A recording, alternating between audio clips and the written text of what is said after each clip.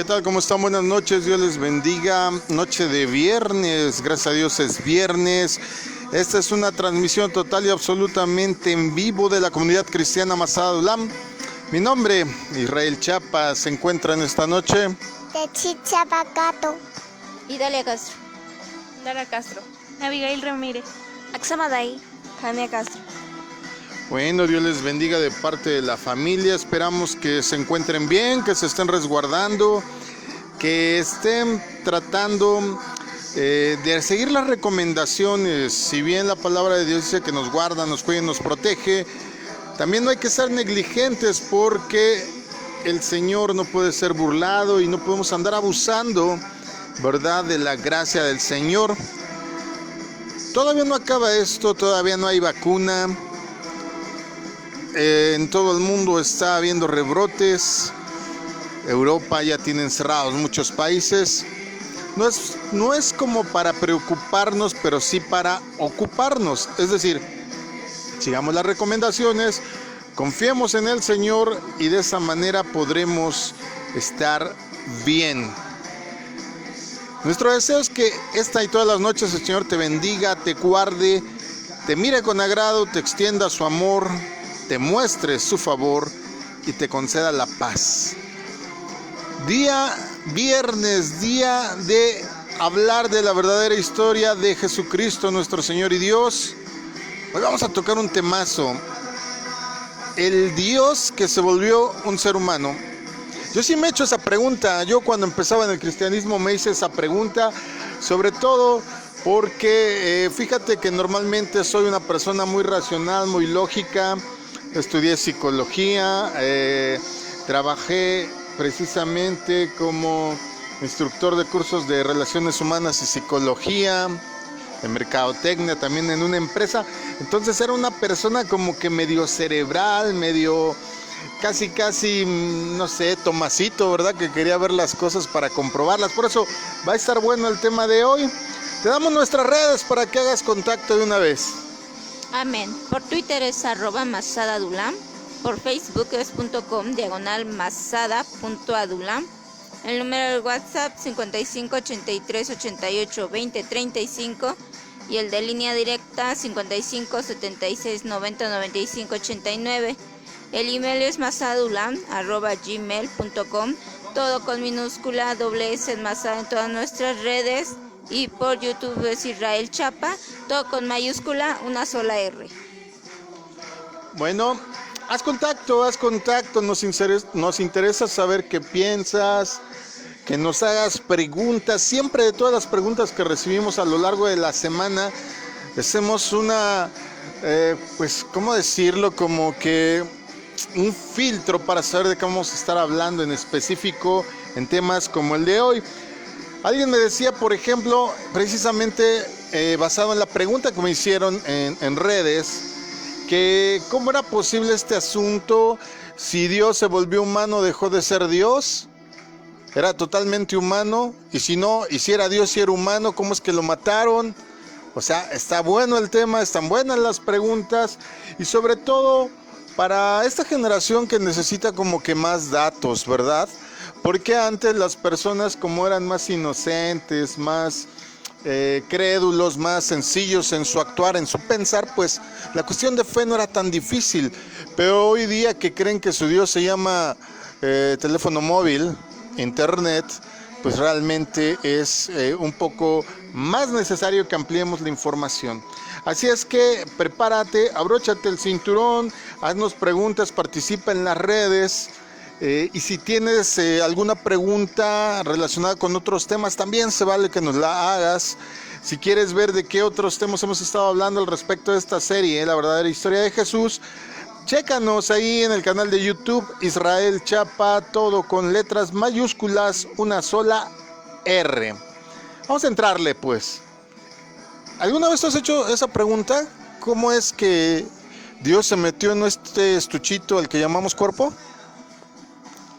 Sí, pues de hecho yo decía, cómo, o no entendía el concepto bien de cómo Jesús era Dios, y cómo era el Padre y cómo era el Hijo, o cuando menciona en que se presentaron delante de Abraham y todo eso, las tres personalidades. Entonces tú te quedas con esa idea de cómo es que Dios se hizo carne, o de dónde agarró cuerpo. Bueno, todas esas preguntas, ¿no? Ok, ya les diste un dato.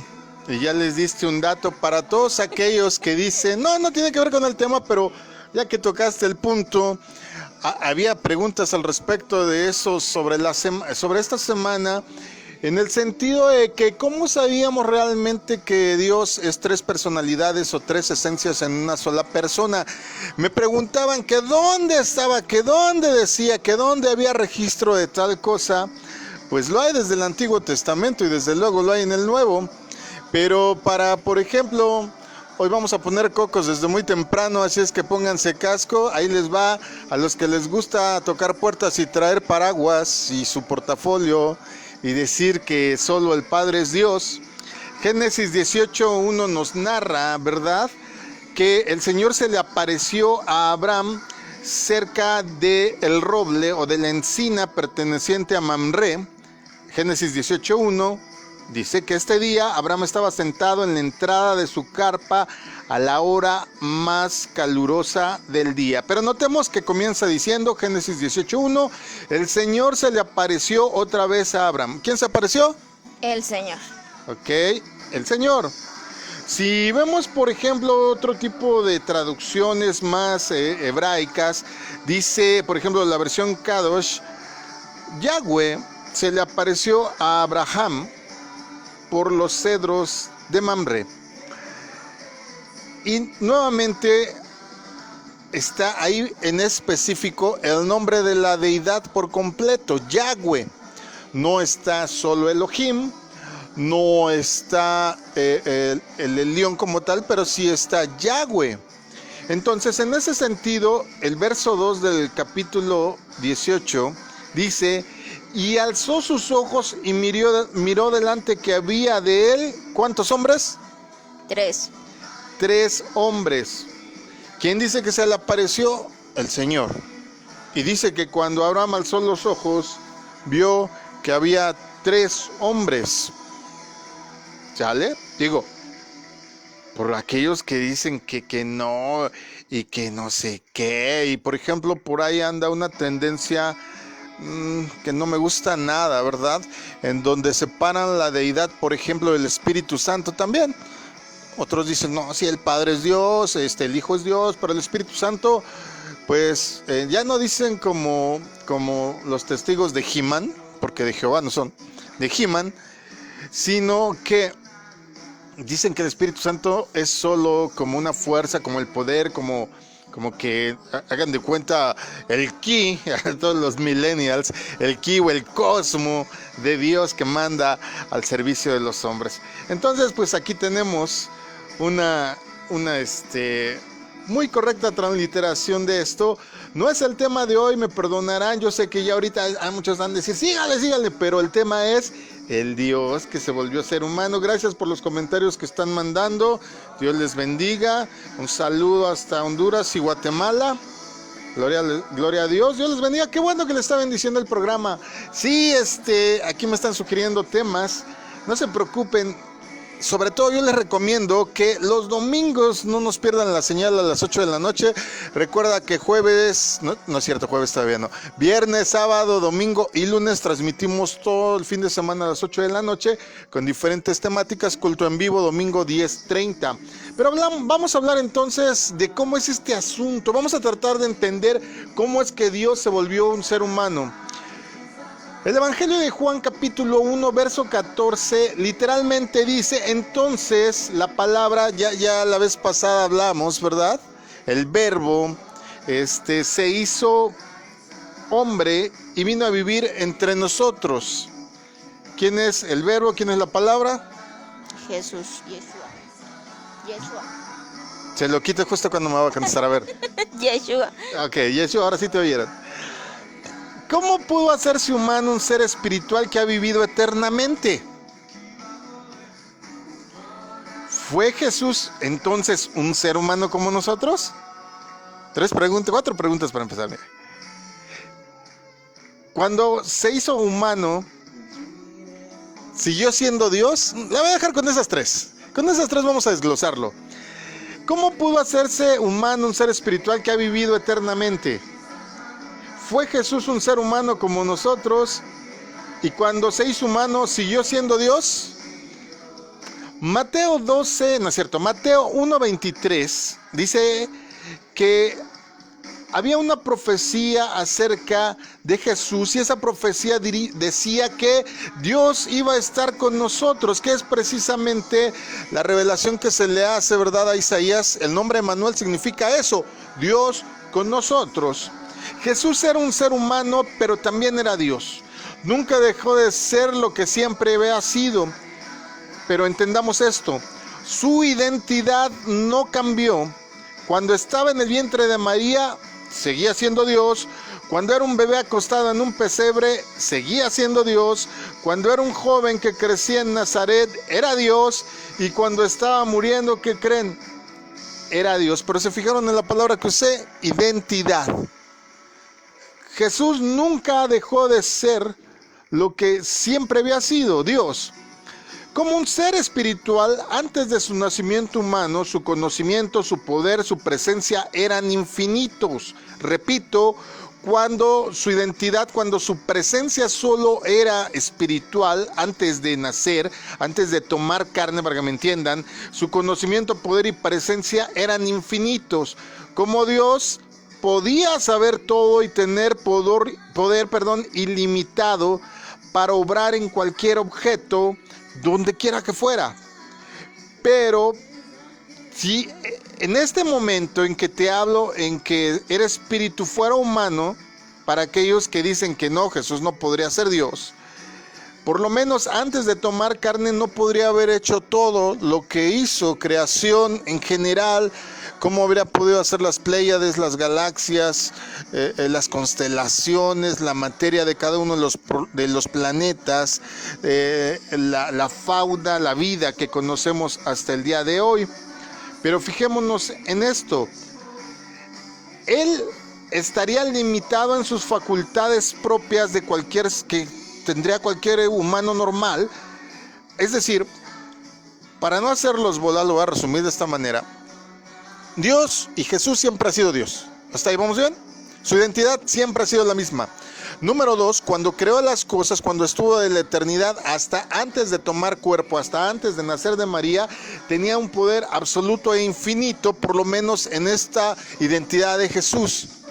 Pero cuando toma cuerpo, quedó restringido a la naturaleza, a las fuerzas que contienen la materia, porque a veces estamos sujetos los seres humanos. Él no podía ser infinito y finito al mismo tiempo. A ver, entendamos esto y vamos a desglosarlo. ¿Hasta ahí vamos bien? No se preocupen si no me van entendiendo, ahorita desgloso todo. Cuando Jesucristo se hizo carne, siguió siendo Dios con respecto a su identidad, vuelvo a decirlo. Pero a pesar de eso fue un ser humano en todo el sentido de la palabra. Jesús tenía un cuerpo físico, sus discípulos más allegados, entre estos el más allegado, corroboró que era una persona física. Fíjense cómo lo dice Juan. Dice la Biblia que era el discípulo más amado, el que inclusive se recostaba sobre su regazo. Primera carta de Juan capítulo 1, verso 1 y 2, dice así este testimonio de Juan. Lo que ha sido desde el principio, lo que hemos oído, lo que hemos visto con nuestros propios ojos, lo que hemos contemplado, lo que hemos tocado con las manos, esto les anunciamos respecto al Verbo que es vida. Esta vida se manifestó, nosotros la hemos visto y le damos testimonio de ella, y les anunciamos a ustedes la vida eterna que estaba con el Padre y que se nos ha manifestado. Al decir que ellos lo oyeron, lo vieron, lo tocaron, Juan confirma que Jesús era un ser humano en el momento en que tomó carne. ¿Sale? Jesús tenía un cuerpo enteramente humano, Nació, creció, se desarrolló como cualquier otro niño, estaba sometido a las mismas restricciones físicas de cualquier ser humano porque tenía la misma clase de cuerpo. Sentía hambre cuando ayunaba, también sentía sed, se cansaba después de una larga caminata. Jesús inclusive sufrió físicamente y murió. Hebreos, la carta que escribe Pablo a los Hebreos capítulo 2, verso 10 lo registra así. En efecto, a fin de llevar a muchos hijos a la gloria, convenía que Dios, para quien y por medio de quien todo existe, perfeccionara mediante el sufrimiento al autor de la salvación de ellos. Se nos dice que convenía que se perfeccionara por medio del sufrimiento, por medio del dolor. Es decir, fisiológicamente era un ser humano como lo somos nosotros, sujeto a la muerte. Prestemos atención a lo que dice un poquito más adelante ahí mismo, en el verso 14. Por tanto, ya que ellos son de carne y hueso, Él también compartió esa naturaleza humana para anular, mediante la muerte, al que tiene el dominio de la muerte, es decir, al diablo. Y el verso 9, regresando un poco. Sin embargo, vemos a Jesús que fue hecho un poco inferior a los ángeles, coronado de gloria y honra, por haber padecido la muerte así, por la gracia de Dios, la muerte que Él sufrió, resulta el beneficio de todos. Jesús sufrió terriblemente cuando murió, como lo prueban los datos de la crucifixión, los relatos de la gente. Cuando su costado fue atravesado con una lanza, derramó agua y sangre. Su cuerpo era igual que el nuestro. No puede haber duda de que, así como nosotros sentimos dolor físico, Él también lo sintió cuando fue golpeado, cuando fue azotado, cuando le incrustaron la corona de espinas, cuando los clavos atravesaron sus muñecas y sus pies. Entonces, entendamos, en su identidad, Él era Dios. Pero en el momento en que toma el contenedor al que llamamos cuerpo, se vuelve automáticamente sujeto a las leyes de la física, a la gravedad, bueno, aquí me voy a poner a dar una cátedra de física, bueno, así lo voy a decir porque luego me dicen que de repente les hablo muchos datos técnicos, vamos a dejarlo así. Pero lo que te estoy diciendo es que cuando todo esto aconteció, Él no solo tenía, digamos, la cuestión humana de sentir por su sistema nervioso, seguramente también en algún momento le dolió el estómago, seguramente padeció dolores de cabeza por tanto calor, se deshidrataba como todos, pero además Jesús tuvo emociones humanas y también lo registra la Biblia. Jesús experimentó muchos de los mismos atributos emocionales e intelectuales que tenemos nosotros. Es decir, pensó, razonó, sintió toda la gama de emociones humanas. Sentía gran apego por la gente, como lo registra, por ejemplo, preferentemente Juan en su Evangelio. Sentía ternura y compasión por los que tenían hambre o estaban afligidos. Es decir, manifestaba empatía. También le preocupaban las personas que tenían sufrimiento, inclusive espiritual, como lo registra Mateo. Podía sentir angustia y preocupación, como les fue evidente a sus discípulos cuando pensaba en el sufrimiento y muerte que le esperaba al propio Jesús. Lucas 12, verso 50 lo registra. Pero tengo que pasar por la prueba de un bautismo, y cuánta angustia siento hasta que se cumpla.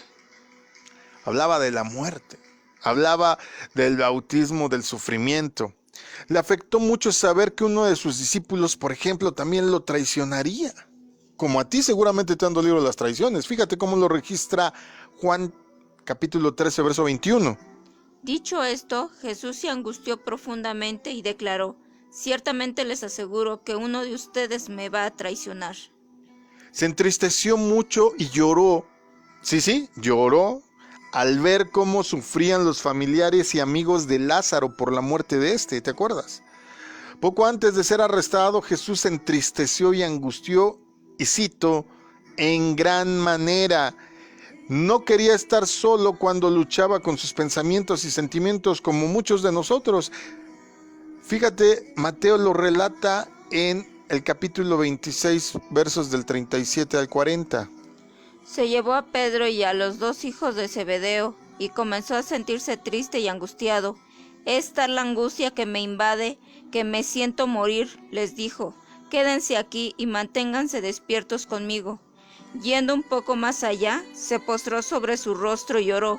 Padre mío, si es posible, no me hagas beber este trago amargo, pero no sea lo que yo quiero, sino lo que tú quieres. Luego volvió a donde estaban sus discípulos y los encontró dormidos. No pudieron mantenerse despiertos conmigo ni una hora, les dijo. Es obvio que poseía la misma capacidad humana de sentir dolor, de sentir angustia tan intensamente como en ocasiones has sentido tú.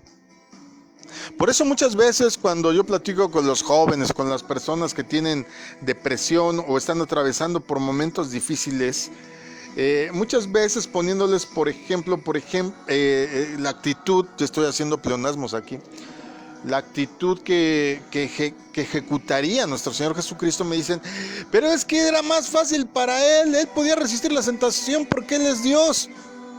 Pero estamos viendo que también estuvo sujeto totalmente a los límites del ser humano. Imagínate el grado de sufrimiento que experimentó, que inclusive la Biblia registra que era tanta su angustia que sudó sangre.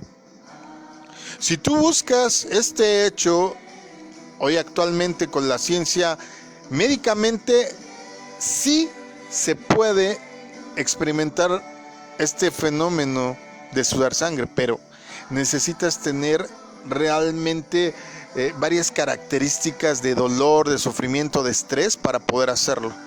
Tus poros se abren tanto que el sudor sale con pequeños, muy pequeños, ¿cómo decirlo? Gotitas, para que me entiendas, de sangre. No es como tal que sude sangre, sino que se permea el color en el sudor por esta apertura de tus poros. Imagínate. Yo que sepa, por más que yo he sufrido, nunca me ha tocado así. Por más que he visto personas sufrientes, hasta el momento nunca me ha tocado ver que personas sufrieran a tal grado que pudiera pasar esto. Y la ciencia registra que sí es posible, casos muy aislados, pero también experimentó gozo. También podía enojarse y entristecerse por la actitud de las personas. Marcos 3:5 lo dice. Jesús se les quedó mirando enojado y entristecido por la dureza de su corazón. Y le dijo al hombre, extiende la mano. La extendió y la mano le quedó restablecida. También podría contrariarse con sus propios discípulos. ¿Cuántas veces casi les dice, inútil, hazte para allá? Yo no entiendo.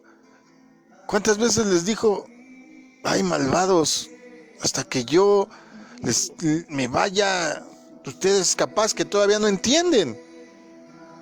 ¿Sale? Podemos ver claramente que en su manifestación en la tierra pasó por todos los aspectos que pudo haber pasado cualquier ser humano. También manifestaba las facultades intelectuales de cualquier ser humano. Los evangelios revelan claramente que Jesús tenía un conocimiento del pasado. Ojo con esto, porque hasta donde vamos decimos, bueno, estoy viendo un ser humano como cualquiera, pero ojo, aquí empezamos con las pequeñas diferencias que nos hacen asegurar que Él era Dios mismo. Jesús tenía un conocimiento del pasado, del presente y del futuro de una manera que sobrepasaba lo que pudiera alcanzar cualquier hombre natural.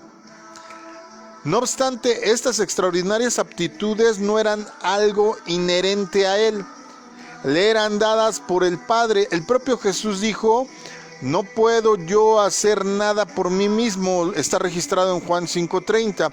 Es decir, Él solo podía hacer nada, pero con el Padre, sobrenaturalmente, Él podía hacer todas estas cosas, de tener el conocimiento del pasado, presente, futuro, de poder declarar cosas y que pasaran, como cuando le dijo a la higuera que se secara, de arrojar enfermedades, de sanar a lisiados y todas estas cosas, pero Él siempre lo dijo, no puedo hacer nada por mí mismo, sino a través de mi Padre. ¿Por qué diría eso? Si era Dios. Sí, pero también yo creo que tenía que respetar, no sé si el hecho de ser también parte humana, ¿no? Bueno, estar aquí como un ser humano, casi las reglas, por decirlo así. Sí, claro, como cualquier ser humano estamos sujetos a las leyes de la física, y ningún ser humano por sí mismo puede hacer nada, llamémosle nada sobrenatural, ¿estamos de acuerdo? Si dice la Biblia misma y registra que Él vino a ponernos ejemplo en todo, también nos vino a demostrar que podíamos hacer muchas cosas sobrenaturales, pero solo si dependíamos del Padre. Ningún ser humano puede hacer nada por sí mismo, inclusive los brujos. Me encontré a alguien en la mañana, bueno, más bien vino alguien en la mañana aquí a la casa a decirme que no, que había un señor que leía las cartas muy certeramente. Y digo, yo también las leo, cuando llegan y me las trae el cartero, las leo todas, no tengo problema. Y diario leo cartas, le digo, las que están en la Biblia, las de Pablo, las de Pedro, las de Juan. Entonces le dio risa. Pero me decía, bueno, explíqueme cómo puede hacer la gente eso. Digo, pues así como nosotros tenemos a nuestro Dios, hay gente que tiene otro tipo de mentor, que no es nuestro Dios. Hasta se han fijado, no sé aquí las chicas, se han fijado que hay mujeres que tú dices, ¿qué tiene esa muchacha que tiene tanto pegue? Muchas hasta dicen, ay, las envidiosas, ay, está re fea. Pero a todos trae cacheteando la banqueta. ¿O no han visto esos anuncios en la calle de amarres? Brujo de Catemaco. Y muchas veces son charlatanes, pero otras tantas también tienen su mentor y tienen poder, no por ellos mismos, sino igualmente por el mentor que tienen. Recuerden que el diablo también hace milagros. Pero sigamos con nuestro Señor Jesús. ¿Cómo se manifestaba ese conocimiento que Jesús tenía más allá de las capacidades normales? ¿Cómo es que le hacía? Bueno, la primera vez que vemos esto es cuando tenía 12 años. Manifestó un entendimiento muy superior al de su edad en un diálogo con los maestros en el templo. Y decir maestros, y sobre todo en la cultura judía, estás hablando realmente de gente que se la sabe. Y sin embargo, estaban aprendiendo. Lucas 2, 46, 47 lo registra. Al cabo de 3 días lo encontraron en el templo, sentado entre los maestros, escuchándolos y haciéndoles preguntas. Todos los que lo oían se asombraban de su inteligencia y de sus respuestas. Conocía los pensamientos tanto de sus amigos como de sus enemigos. Sabía que la mujer samaritana había tenido, por ejemplo, 5 maridos, que no estaba casada con el hombre con quien vivía ahora. Y aunque tanto él como sus discípulos se encontraban a varios kilómetros de distancia, supo que Lázaro había muerto a causa de una enfermedad. También la Biblia registra, por ejemplo, que su discípulo iba a traicionarlo mucho antes de que Judas hubiera decidido entregarlo a quienes querían matarlo. Es más, la noche en que fue entregado le dijo a Pedro que lo negaría 3 veces antes de que cantara el gallo. Y así fue. Al mismo tiempo no tenía conocimiento de todo. Fíjense, ahí está la restricción humana. Había cosas que no sabía y por lo tanto preguntaba para enterarse. Al padre del muchacho, por ejemplo, que tenía un espíritu inmundo, le preguntó lo siguiente en Marcos 9:21. Jesús le preguntó al papá, ¿cuánto tiempo ha estado así? Él le respondió, ha estado así desde que era niño. Cuando Jesús dio las asombrosas profecías acerca del tiempo del fin y su entorno, dijo que no sabía, por ejemplo, el tiempo exacto en que regresaría. Lo dijo así, mira, pero de aquel día y la hora nadie sabe, ni aun los ángeles que están en el cielo, ni el Hijo, sino el Padre. Esto está en Marcos 13:32. Aquí Jesús depende del Padre para saber cuándo es el momento de su regreso. Esto nos ayuda a comprender que el Padre también le dio entendimiento del corazón de los hombres, de los acontecimientos proféticos y de otras cosas que no le habían dicho. Jesús dependía constantemente de la guía de Dios el Padre acerca de qué hacer, de qué decir y cómo contestar, para tener discernimiento del corazón de los hombres y para cualquier otra cosa que el Padre quisiera que él hiciera. Confiaba en la ayuda de Dios el Padre para obedecer, para tener poder sobre los demonios, para tener fuerza de resistir y vencer las tentaciones. Ahí está el ejemplo. En la carne, siendo él sujeto, dice, a todas las circunstancias que nos rodean, porque hay muchas personas que dicen, ay no, es que no puedo dejar de hacer esto, es que no sé por qué siempre termino pecando, es que yo quiero hacer lo bueno, pero siempre termino haciendo lo malo. Ejemplo tenemos. En ocasiones, por largos periodos, el Señor se iba, por ejemplo, a orar al desierto. Antes de escoger a los 12,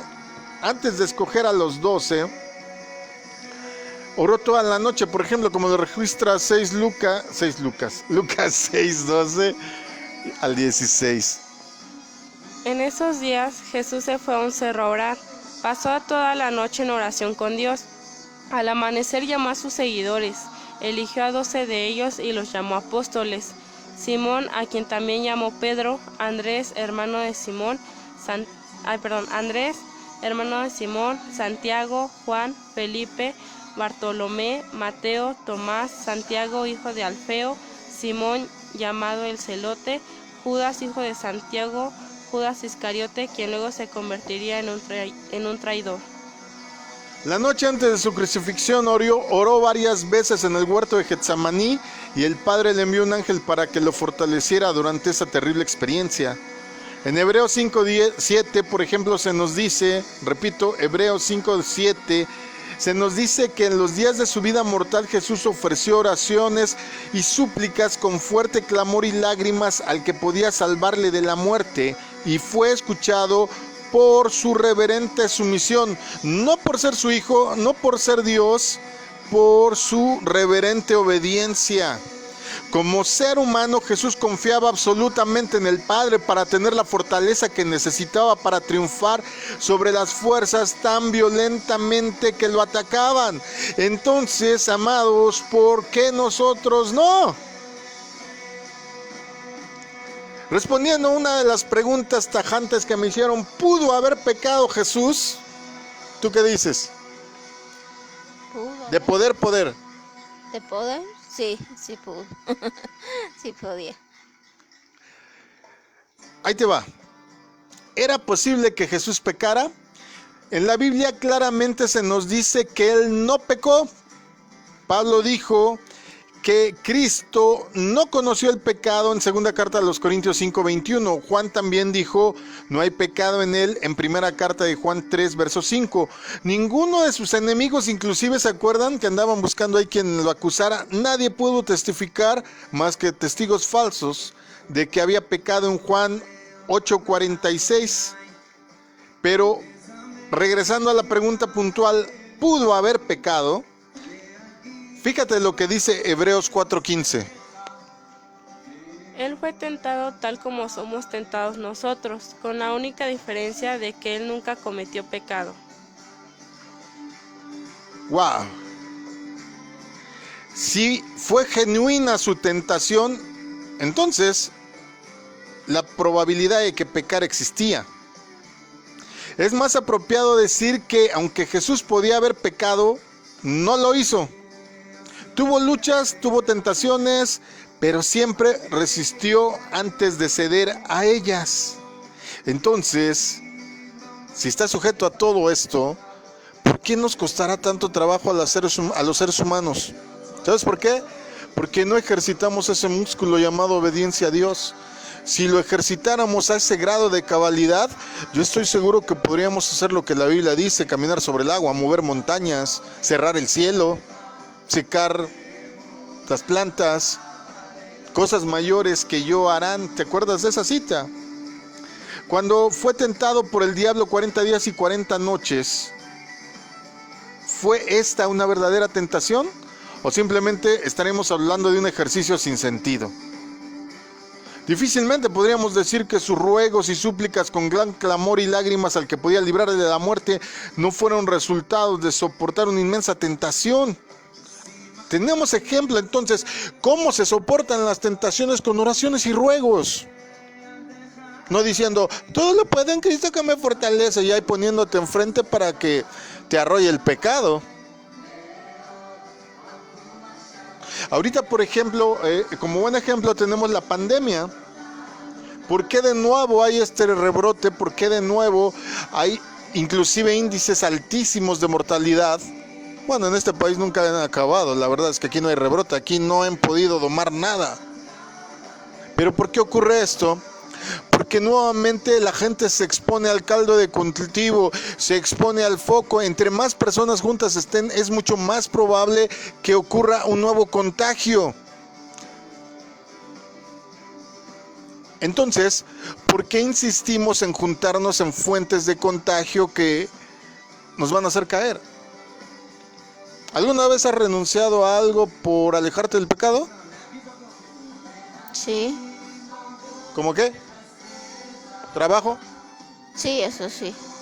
Sí, he dejado de trabajar para no faltarle a Dios en ese momento. Ok.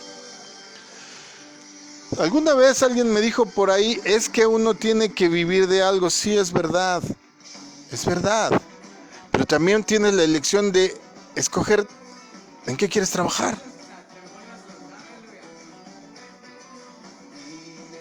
¿Qué es lo que vas a realizar?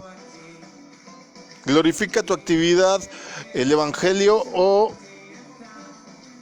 la misma fuente de trabajo te obliga a faltarle a Dios?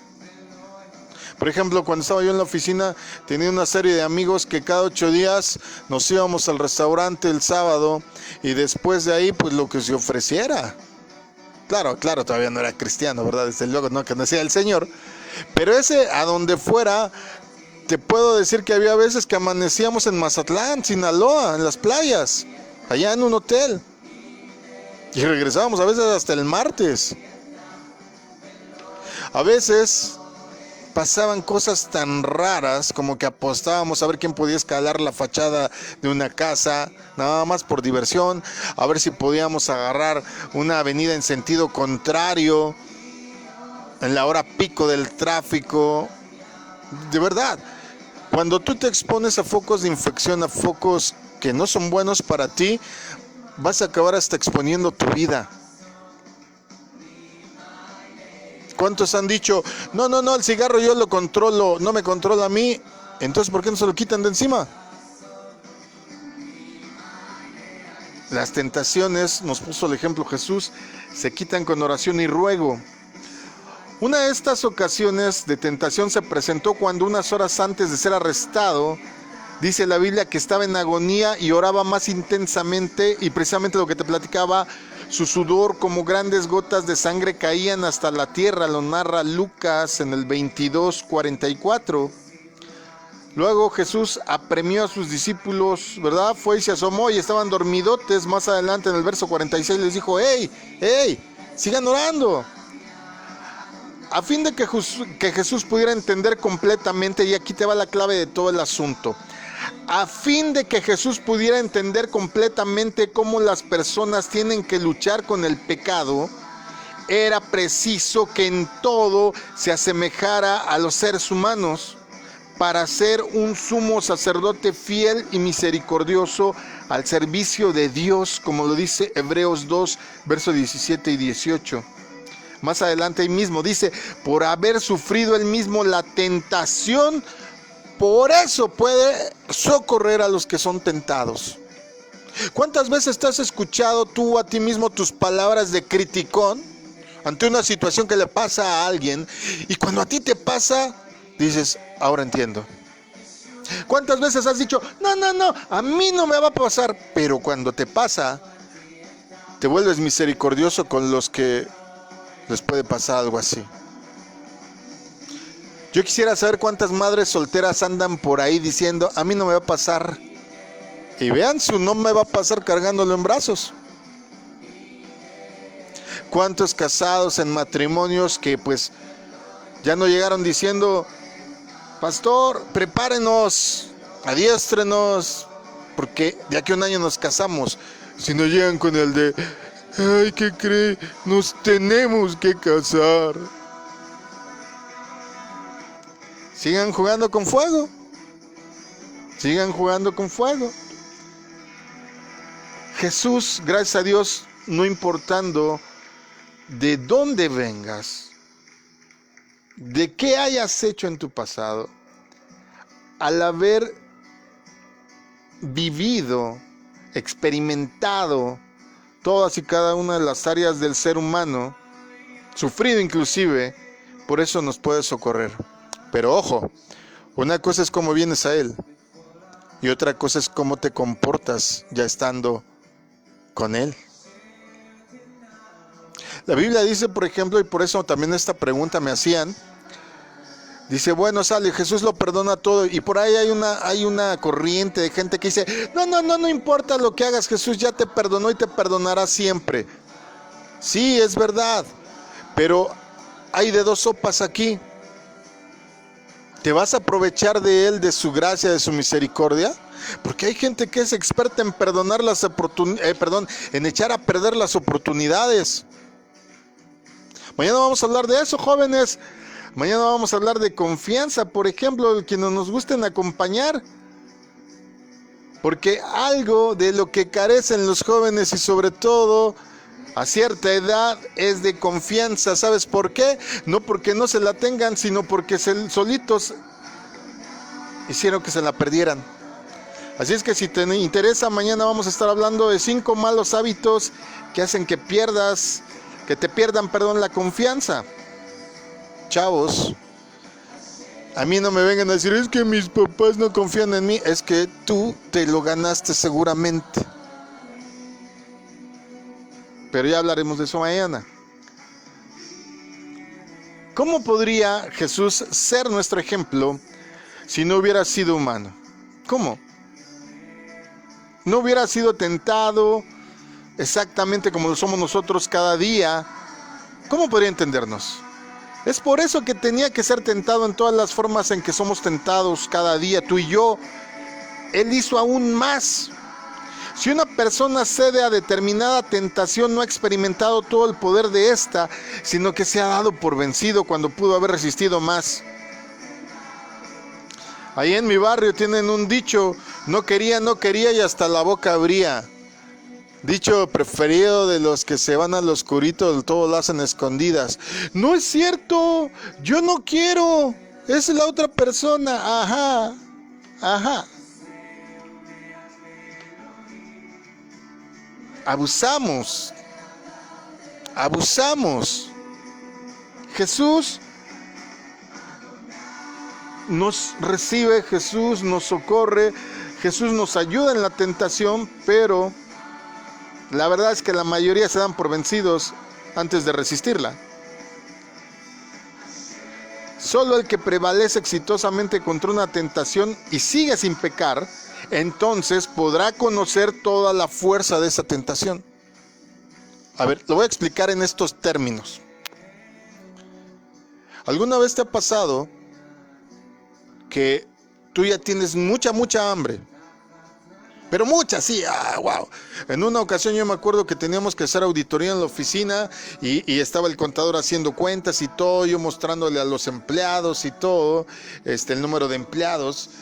Y estuvimos ahí porque sabíamos que nos iba a caer Hacienda al otro día.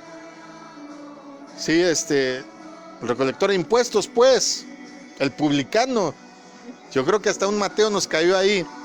Entonces teníamos que tener todo perfectamente. Bueno, te lo voy a poner así. Desde las 9 de la mañana, que solo desayunamos y nos sentamos el contador y yo, hasta las 3 de la mañana del siguiente día, terminamos de poner toda la documentación en orden. No comimos, no cenamos, y cuando salimos en la madrugada, como soy un experto en antojitos nocturnos y me sé todos los lugares en esta Ciudad de México donde venden, porque soy, la verdad, muy antojero, muy antojadizo será la palabra correcta, ¿no? Antojadizo y antojero también. Acabo de inventar una. Nos fuimos a donde vendían unos taquitos. Entonces, yo pedí de unos que ya tenían la carne ahí bien bonita, ya asada, ya nada más para cortarse. Y a mi compañero, el contador, se le ocurrió pedir tacos al pastor, que de esos que ponen en una varilla y que los cocen pues con las brasas, ¿verdad? Pero ¿qué crees? Estaba a medias esa carne todavía. Híjole, y con el hambre que tenía, me sirven los primeros 10, porque me los eché en tandas de 10. Y tenía tanta hambre que me eché 40 tacos. No eran de tortilla normal, eran chiquitos, pero 40, imagínate, todo el día sin comer. Pero bueno, esa no es la hazaña es que me sirven los primeros 10. Y yo veía mis tacos y yo veía cómo se iban enfriando delante de mí. Y todavía no le servían los suyos al contador. Y a mí mi mamá me enseñó, es que tú no puedes empezar a comer hasta que todos tengan su plato, a menos que sea por tandas. Pero en ese momento pues los dos habíamos tenido el mismo suplicio. Sin comer, sin cenar. Pero cuando por fin le trajeron sus primeros 10 a él, ¡wow! Esa saliva que estuve ahí lubricando mis pobres encías, casi como perrito de esos cuando están así en la calle y no tienen que comer. No sé si fue eso, pero los tacos me supieron increíbles. Pues te digo que me comí 40. Pero ¿cuántas veces podemos tener la capacidad de soportar una tentación? Ese es un ejemplo, si quieres, absurdo. Pero ¿cuántas veces te has resistido a una tentación? ¿Alguna vez han cantado un secreto y te han dicho, no lo digas? Te apuesto que 9 de cada 10 han abierto la bocota. ¿Sí o no? Sé honesto a ti que me escuchas. Pero cuando resistes tú la tentación, óyeme bien, le arrebatas el poder a esa tentación sobre ti. Cuando yo trabajaba en esta oficina, fumaba 2 cajetillas de cigarrillos diarios, 40 cigarros al día y como 3 litros de café, es lo que abunda en las oficinas. Pero un buen día, mira, todavía te digo que todavía no era cristiano, pero como que Dios me fue preparando en el camino y un buen día dije, bueno, ¿qué estoy haciendo quemando mi dinero en esto? ¿Qué estoy haciendo dañando mis pulmones? Y yo no sé cómo hay mucha gente que dice, no, yo no puedo quitarme algo de golpe. Yo ese momento rompí al último así con mi mano y dije, nunca te vuelvo a agarrar. Y le quité el poder sobre mí. Y yo sé que hay gente que tiene que ir hasta las clínicas y todo para que les ayuden. Pero cuando de verdad tú te enseñoreas sobre la tentación, le quitas el poder sobre ti. Entonces, vamos terminando. Jesús era realmente Dios. Ya expliqué que Jesús era Dios, como claramente lo estipula la Biblia en Juan 1:1. ¿Cuál era entonces la diferencia entre la forma en que era Dios antes de su nacimiento y cuando era un ser humano? Filipenses 2:6 al 7 se refiere precisamente a este asunto. Filipenses 2, versos 6 y 7. Él era como Dios en todo sentido, pero no se aprovechó de ser igual a Dios. Al contrario, Él se quitó ese honor, aceptó hacerse un siervo y nacer como un ser humano, al vivir como hombre. Al siguiente verso leemos que al manifestarse como hombre se humilló a sí mismo y se hizo obediente hasta la muerte y muerte de cruz. Es decir, fue ejecutado como un criminal. Fíjate, al tomar la forma de un ser humano, Jesús renunció al libre ejercicio de los atributos inherentes que tenía cuando era con el Padre. Es decir, renunció a sus atributos de ser Dios en ese momento. En el momento que Él toma carne, se encarna de María, nace, imagínate, 33 años y medio sin ese poder. Acostumbrado a toda una eternidad. ¡Wow! Pero esto no quiere decir que lo perdió. No perdió su divinidad, sino que para ser verdadero humano, para ser verdaderamente humano, era necesario que voluntariamente renunciara a esa facultad propia de Él. Es decir, de ser, comportarse y ejercer como Dios. Habiendo renunciado a esos atributos, ya no los poseía en forma inherente mientras fuera hombre. Ciertamente, como ya hemos citado antes, Jesús dijo que por su propia cuenta no podía hacer nada sobrenatural. podía ejecutar los atributos de la divinidad solo por sometimiento a la voluntad del Padre. ¿Cuándo empezaremos a vivir la vida sobrenatural? Solamente cuando nos sometamos voluntariamente al Padre. Pongamos el ayuno. En el ayuno estamos renunciando voluntariamente a las necesidades del cuerpo, aunque sea por 24 horas. El cuerpo te dice, te manda la señal al cerebro, sed, sed, sed. Y tú dices no. Te manda 24 horas la señal, tu cuerpo al cerebro, necesito hambre, me estoy muriendo, wow, estoy débil, te va a doler la cabeza y tantas cosas porque el cuerpo te va a engañar. Pero cuando renuncias voluntariamente a ello, entonces puedes ejecutar atributos que solo te puede otorgar el Padre en los momentos en que renuncias a tu voluntad para seguir la de Él. Muchos dicen, ay, qué buena suerte tiene. No, no es buena suerte, amigo. No tengo buena suerte. Tengo un Dios que me provee, tengo un Dios que me sana, tengo un Dios que me salva. Inclusive el cáncer, ya lo hizo. Salvó a mi hijo mayor y 2 veces de asuntos del corazón, cuando era bebé y después a los 4 años. Sin respuesta médica a su sanidad. No es buena suerte. No es buena suerte. Es un Dios que cumple lo que dijo. Jesús realizó muchos milagros, pero claramente les dijo a sus discípulos, las palabras que yo os hablo, no las hablo de mi propia cuenta, sino que el Padre que mora en mí hace las obras.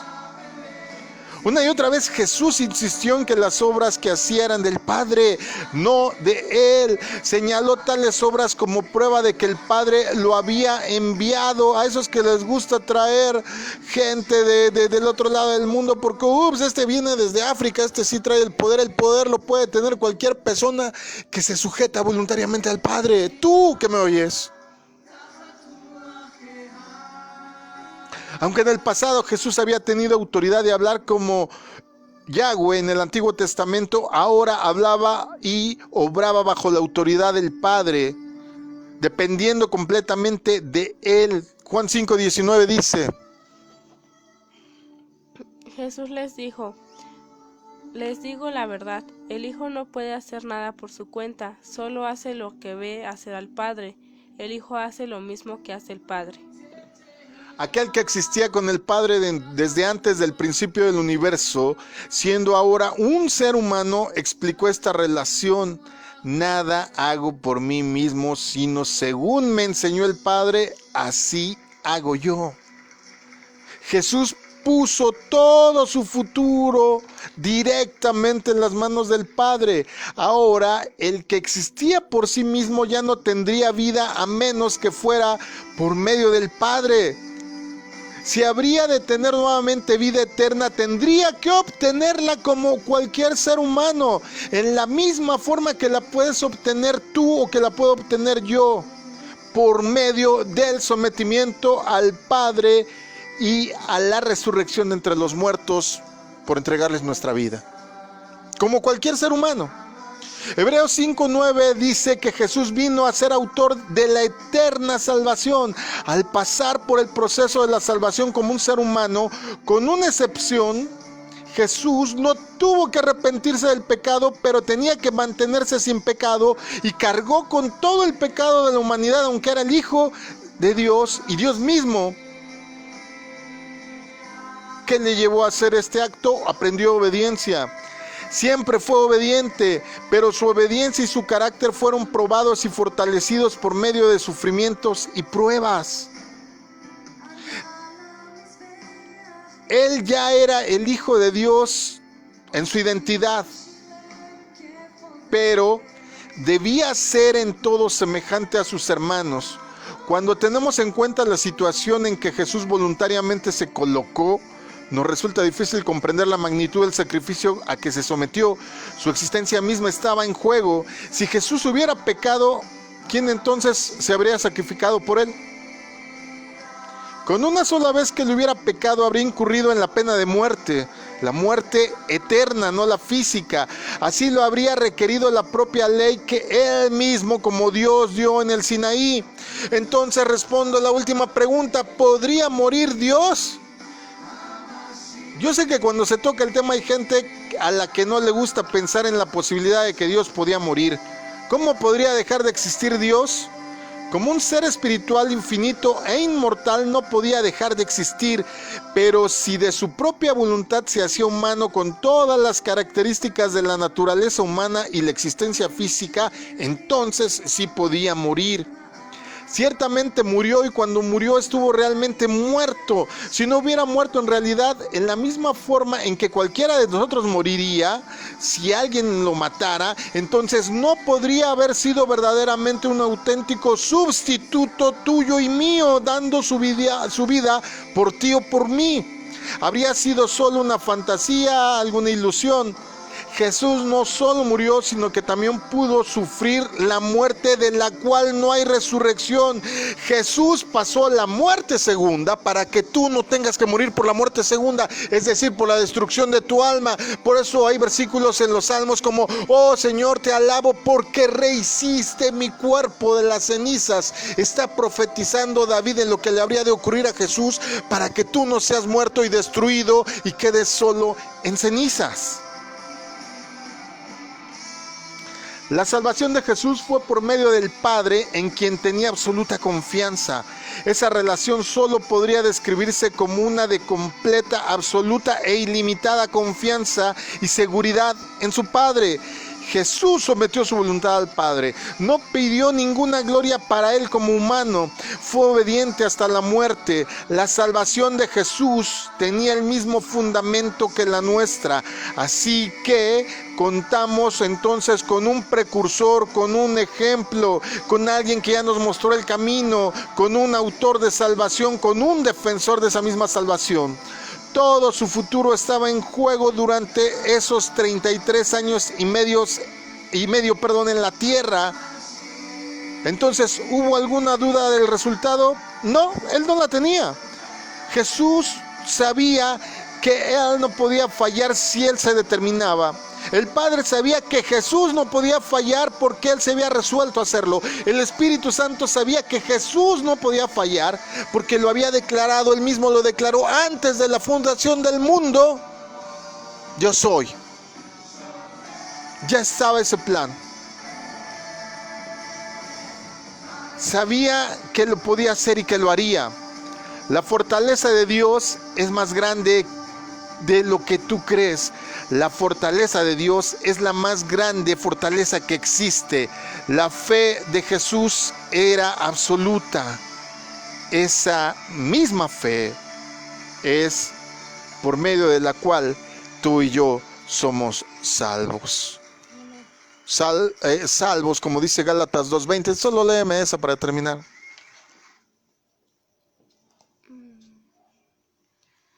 Ahora ya no vivo yo, sino Cristo vive en mí, y mientras vivo en este cuerpo, vivo por fe en el Hijo de Dios, quien me amó y entregó su vida para salvarme. Wow. Renunció potencialmente a toda su majestad, a sus dones. Tú a veces no quieres renunciar ni siquiera cuando tu mamá te dice: ay, ahora te toca poner los refrescos. A veces no quieres renunciar a algo tuyo por alguien que no lo necesita más.